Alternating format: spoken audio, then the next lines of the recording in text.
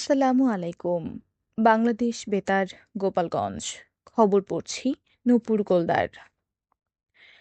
বাংলাদেশের নবনির্বাচিত প্রধানমন্ত্রী তারেক রহমান গোপালগঞ্জ জেলার উন্নয়ন কর্মকাণ্ড নিয়ে কখনো কার্পণ্য করবেন না বলে জানিয়েছেন গোপালগঞ্জ ৩ আসনের সংসদ সদস্য এস এম জিলানী। গতকাল টুঙ্গিপাড়ায় বিভিন্ন দপ্তরের কর্মকর্তাদের সাথে মতবিনিময় সভায় তিনি এ কথা বলেন। এস এম জিলানী বলেন, প্রধানমন্ত্রী তারেক রহমান ঘোষণা করেছেন গোপালগঞ্জ তার দেশেরই একটি জেলা। অন্য ৬৪ জেলার মতো সকল সুযোগ সুবিধা ভোগ করবে এই জেলা। তিনি বলেন, গোপালগঞ্জ জেলার অধীনে টুঙ্গিপাড়া, কোটালীপাড়ায় কোনো বৈষম্য থাকবে না। অন্য উপজেলার থেকে এখানে কোনো উন্নয়ন কর্মকাণ্ড কম থাকবে না, অনেকাংশে বেশি আসবে বলে প্রধানমন্ত্রী বলেছেন। এস এম জিলানী সরকারি কর্মকর্তাদের আশ্বস্ত করে বলেন, গোপালগঞ্জ বাংলাদেশ থেকে বিচ্ছিন্ন কোনো দ্বীপ জেলা নয়। অতএব আপনাদের ভাববার কোনো কারণ ও মনে কোনো শঙ্কা আনার দরকার নেই। তিনি বলেন, এই এলাকার যে উন্নয়নের ধারাটা রয়েছে এটাকে অব্যাহত রাখতে আমার সাধ্যের সবটুকু দিয়ে চেষ্টা করে যাব। টুঙ্গিপাড়া উপজেলা নির্বাহী কর্মকর্তা জহিরুল আলম, সহকারী কমিশনার ভূমি আলামিন হালদার, উপজেলা বিএনপির সভাপতি শেখ সালাউদ্দিন আহমেদ, সাধারণ সম্পাদক মনিরুজ্জামান বাবলু সহ বিভিন্ন দপ্তরের কর্মকর্তাবৃন্দ এ সময় উপস্থিত ছিলেন। গোপালগঞ্জের টুঙ্গিপাড়ায় নিরাপদ ও বিশুদ্ধ পানির সরবরাহ নিশ্চিত করতে ১০০ ঘনমিটার ধারণ ক্ষমতা সম্পন্ন একটি উচ্চ জলাধার নির্মাণ ও পাইপলাইনের মাধ্যমে পানি সরবরাহ প্রকল্পের ভিত্তিপ্রস্তর স্থাপন করা হয়েছে। গতকাল টুঙ্গিপাড়া উপজেলার বাঁশবাড়িয়া এলাকায় জনস্বাস্থ্য প্রকৌশল অধিদপ্তর বাস্তবায়নাধীন এই প্রকল্পের উদ্বোধন করেন গোপালগঞ্জ ৩ আসনের নবনির্বাচিত সংসদ সদস্য এস এম জিলানী। সংসদ সদস্য এস এম জিলানী বলেন, নিরাপদ ও বিশুদ্ধ পানি পাওয়া মানুষের মৌলিক অধিকার। এই জলাধার নির্মাণের মাধ্যমে এই অঞ্চলের দীর্ঘদিনের পানির সংকট অনেকটাই লাঘব হবে। তিনি বলেন, এই অঞ্চলে ডিপ টিউবওয়েল স্থাপন করা সম্ভব হয় না। ভূগর্ভস্থ পানির সীমাবদ্ধতার কারণে বিকল্প ব্যবস্থা হিসেবে সরকারের পক্ষ থেকে উচ্চ জলাধার স্থাপনের উদ্যোগ নেওয়া হয়েছে। রাষ্ট্রের মালিক জনগণ, কথা উল্লেখ করে এস এম জিলানী বলেন, এই প্ল্যান্ট রাষ্ট্রীয় সম্পদ। টুঙ্গিপাড়া উপজেলা নির্বাহী কর্মকর্তা জহিরুল আলম, গোপালগঞ্জের জনস্বাস্থ্য প্রকৌশল অধিদপ্তরের নির্বাহী প্রকৌশলী ফয়েজ আহমেদ, উপজেলা প্রকৌশলী প্রদীপ কুমার মজুমদার, ঠিকাদার প্রতিষ্ঠানের চেয়ারম্যান কামরুজ্জামান কামাল, উপজেলা বিএনপির সভাপতি শেখ সালাউদ্দিন আহমেদ, সাধারণ সম্পাদক মনিরুজ্জামান বাবলু, সাংগঠনিক সম্পাদক মুক্তার মোল্লা সহ এলাকাবাসী এ সময় উপস্থিত ছিলেন।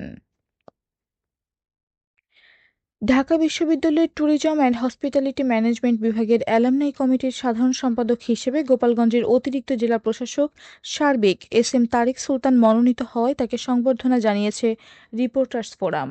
গতকাল গোপালগঞ্জের রিপোর্টার্স ফোরামের সাংবাদিকগণ অতিরিক্ত জেলা প্রশাসক সার্বিক এস এম তারিক সুলতানকে ফুল দিয়ে শুভেচ্ছা বিনিময় করে সংবর্ধনা জানান।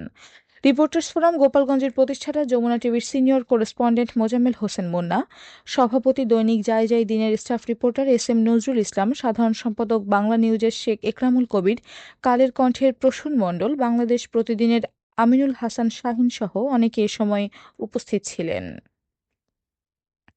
প্রযুক্তি নির্ভর যুবশক্তি, বহুপাক্ষিক অংশীদারত্বে অগ্রগতি, এই প্রতিপাদ্য সামনে রেখে নড়াইলের লোহাগড়ায় বেকার যুবক ও যুব মহিলাদের কম্পিউটার প্রশিক্ষণের মাধ্যমে দক্ষ, স্বাবলম্বী ও আত্মনির্ভরশীল করে গড়ে তুলতে ২ মাস মেয়াদী ভ্রাম্যমাণ কম্পিউটার অ্যান্ড নেটওয়ার্কিং প্রশিক্ষণ কোর্সের উদ্বোধন গতকাল উপজেলা যুব উন্নয়ন অফিস চত্বরে অনুষ্ঠিত হয়েছে। জেলা যুব উন্নয়ন অধিদপ্তরের উপপরিচালক মোহাম্মদ মনিরুজ্জামান প্রধান অতিথি হিসেবে এ প্রশিক্ষণের উদ্বোধন করেন। ভ্রাম্যমাণ কম্পিউটার ভ্যানে ২ মাস মেয়াদী ৩টি শিফটে ৪০ জন বেকার যুবক ও যুব মহিলাকে কম্পিউটার প্রশিক্ষণ দেওয়া হবে। সকাল ৯টা থেকে বিকাল ৩:৩০ পর্যন্ত চলবে এ প্রশিক্ষণ। উপজেলা যুব উন্নয়ন কর্মকর্তা সালমা জাহানের সভাপতিত্বে লোহাগড়া উপজেলার সহকারী যুব উন্নয়ন কর্মকর্তা মোহাম্মদ মোজাহিদুল ইসলাম, উপজেলা মহিলা বিষয়ক কর্মকর্তা মোসা শিরিনা খাতুন, লোহাগড়া উপজেলা যুব উন্নয়ন দপ্তরের কর্মকর্তা কর্মচারী, প্রশিক্ষণার্থীগণ এ সময় উপস্থিত ছিলেন।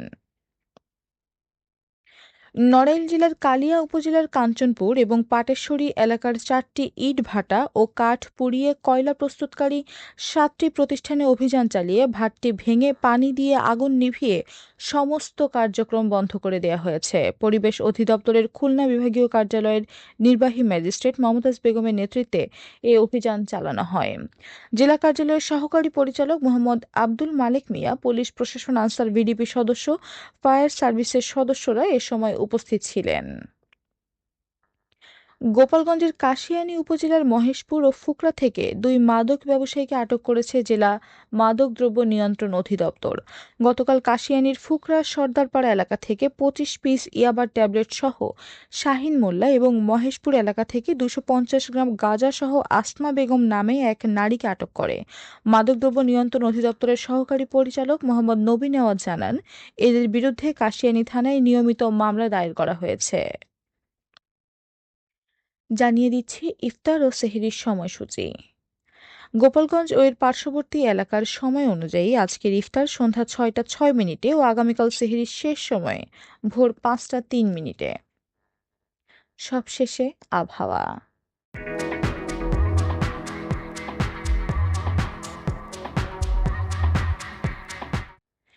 আজ বেলা 1টা পর্যন্ত আবহাওয়ার পূর্বাভাসে বলা হয়েছে, দেশের অভ্যন্তরীণ নদীবন্দর সমূহের জন্য কোনো সতর্ক বার্তা নেই এবং কোনো সংকেতও দেখাতে হবে না। খবর শেষ হলো। আমাদের পরবর্তী খবর প্রচারিত হবে সকাল 10টা বেজে 30 মিনিটে বাংলায়।